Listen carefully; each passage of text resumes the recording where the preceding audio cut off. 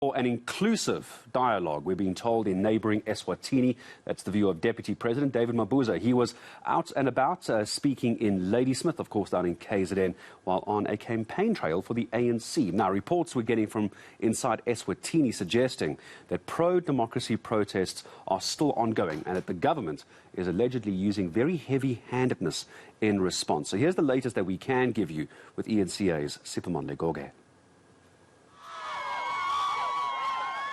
With just days to go before the all-important local government elections, the ANC's second-in-command, David Mabuza, is pleading with voters to give the governing party one more chance.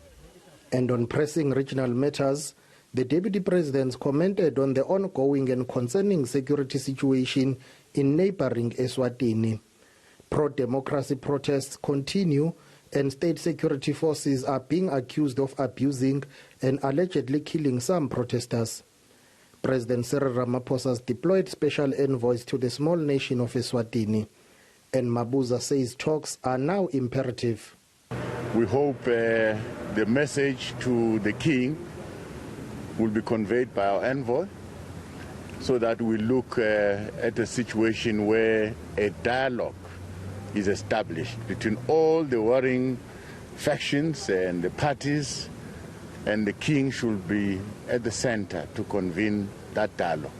It's almost time that the people of Eswatini and their king must sit down and talk. Referring to continued reports of councillor candidates in South Africa being killed, Mabuza says this is concerning. It's a worry because we fought for a democratic dispensation where we thought people should be free to raise their views. Even if you are uncomfortable about those views, you should listen. It's a worrying point because as we try to deepen democracy, we think people should feel free to raise their views. He also concedes it's challenging to try and woo votes amid blackouts. Very difficult because each time you come, people will tell you we have got a problem, and in certain instances they can't get water because they use the electricity to pump water. So a bit difficult, really, but it's a situation where we find ourselves in, and I'm sure the situation will improve.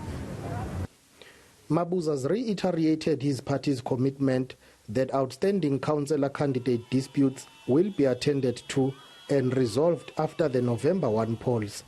Siphamandla Goge, Ladysmith, KwaZulu-Natal.